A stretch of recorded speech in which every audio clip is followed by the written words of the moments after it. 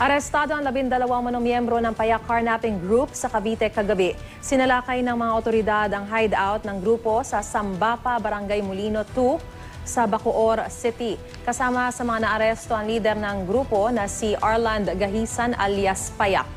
Bukod sa pagbebenta ng mga umano'y nakaw na motorsiklo, sumasideline din daw ang grupo sa pagtutulak ng ilegal na droga.